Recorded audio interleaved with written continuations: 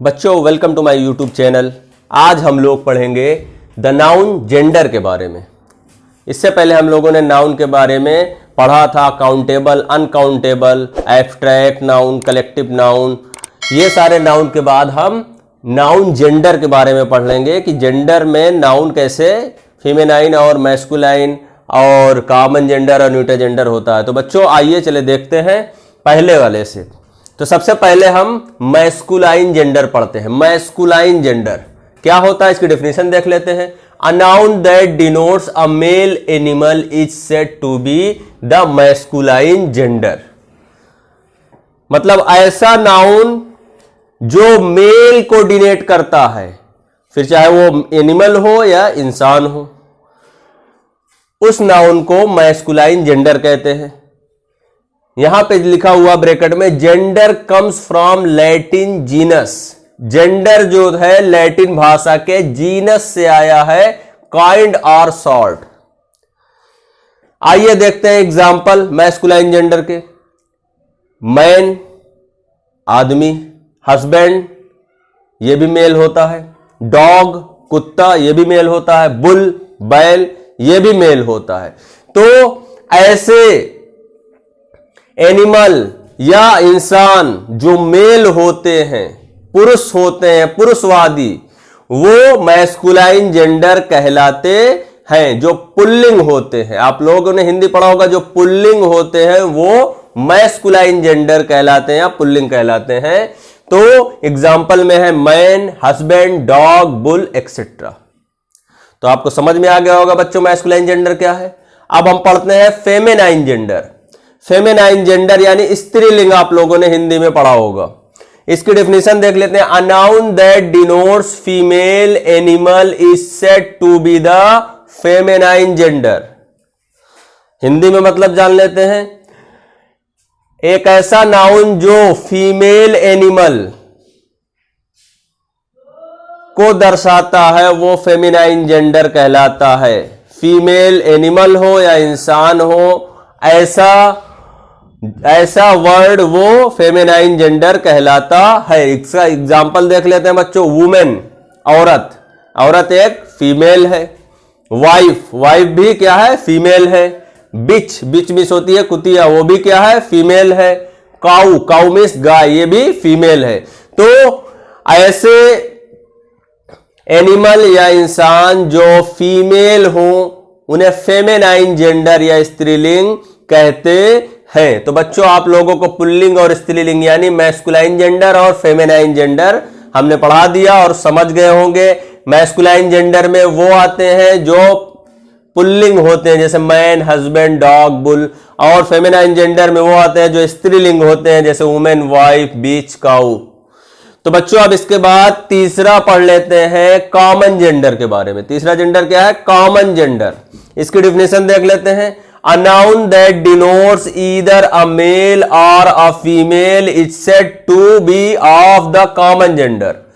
ऐसा नाउन जो मेल और फीमेल दोनों के लिए बोला जाए वो कॉमन जेंडर कहलाता है। यानी उसके मेल के लिए भी ऐसा जेंडर इस्तेमाल हो सकता है और फीमेल के लिए भी। तो इसका एग्जांपल बच्चों देख लेते हैं। पेरेंट, पेरेंट यानी माँ बाप। बाप भी पेरेंट होता है और माँ भी पेरेंट होती है, जबकि बाप मेल होता है, मैस्कुलाइन होता है, और माँ जो होती है वो फेमिनाइन होती है, लेकिन दोनों को पेरेंट्स कह सकते हैं। तो जब पेरेंट कहेंगे तो कॉमन जेंडर हो जाएगा। इसी तरह का इसके बाद चाइल्ड, बच्चा। बच्चा भी मैस्कुलाइन और फेमिनाइन हो सकता है, लेकिन जब चाइल्ड बोलेंगे तो वो कॉमन जेंडर हो जाएगा, क्योंकि बच्चा क्या हो सकता है, लड़का हो सकता है या लड़की हो सकती है, दोनों के लिए हम चाइल्ड इस्तेमाल कर सकते हैं। तो चाइल्ड क्या हो गया बच्चों, कॉमन जेंडर। इसी तरह फ्रेंड है। फ्रेंड भी जो होता है वो लड़की भी फ्रेंड हो सकती है और लड़के भी फ्रेंड हो सकते हैं। तो फ्रेंड क्या है, फ्रेंड कॉमन जेंडर है। इसी तरह सर्वेंट, नौकर, नौकर आदमी भी हो सकता है और औरत भी हो सकती है। तो सर्वेंट क्या हो गया, कॉमन जेंडर।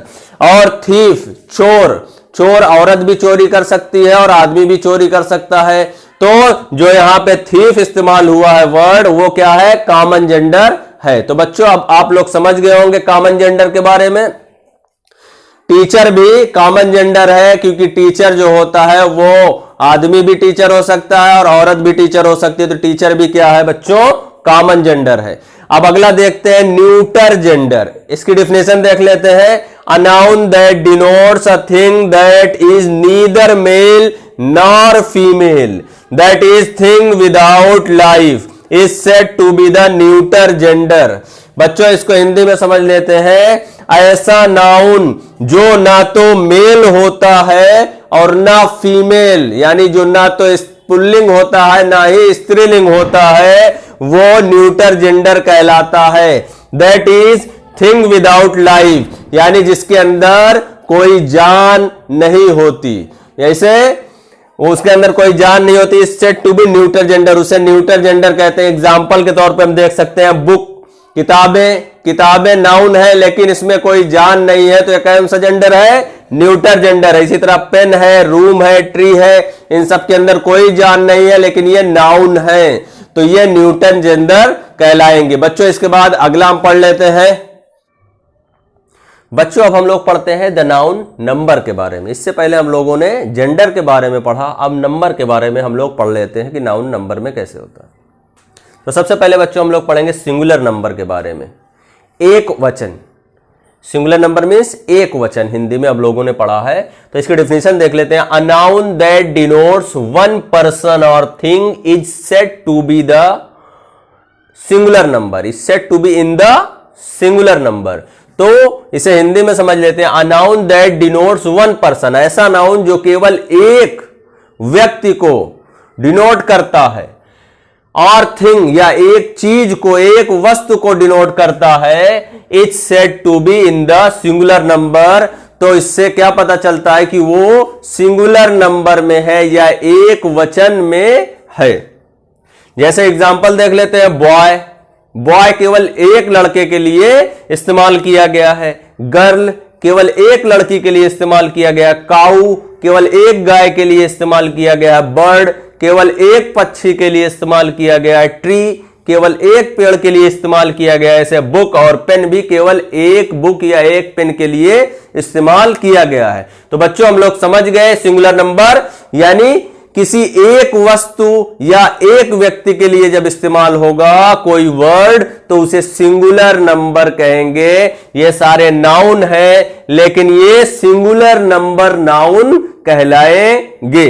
तो बच्चों अब इसके बाद हम लोग प्लूरल नंबर पढ़ लेते हैं। सबसे पहले प्लूरल नंबर को हिंदी में कहते हैं बहुवचन। क्या कहते हैं? बहुवचन। हालांकि हिंदी में एक वचन, द्विवचन, फिर बहुवचन आता है, लेकिन इंग्लिश में एक वचन होता है या बहुवचन, यानी सिंगुलर नंबर होता है या प्लूरल नंबर होता है। तो सबसे पहले इसकी डेफिनेशन देख लेते हैं बच्चों।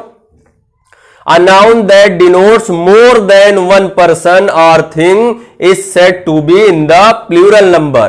यानी ऐसा नाउन जो एक से ज्यादा, 2, 3, 4, 10, 20, 100, 1000, एक से ज्यादा होने चाहिए, ऐसे वर्ड क्या कहलाएंगे बच्चों? प्लूरल नंबर वर्ड कहलाएंगे। एग्जाम्पल देख लेते हैं। बॉयज, बॉय था तो एक लड़का था, बॉयज हो गए तो बहुत सारे लड़के, एक से ज्यादा लड़के हैं, 2 भी हो सकते हैं, 20 भी हो सकते हैं। इसी तरह गर्ल्स हुआ, एक से ज्यादा लड़की, काउज एक से ज्यादा गाय, बर्ड्स एक से ज्यादा पक्षी, ट्रीज बहुत सारे पेड़, बुक्स बहुत सारी किताबें, पेन्स बहुत सारे पेन्स। तो बच्चों अब हम लोग समझ गए सिंगुलर नंबर क्या होता है और प्लूरल नंबर क्या होता है। तो बच्चों जब कोई नाउन इस्तेमाल होता है जो सिंगुलर केवल एक व्यक्ति या वस्तु के लिए हो तो उसे सिंगुलर नंबर कहेंगे, और एक से ज्यादा के लिए कोई वर्ड, नाउन वर्ड आता है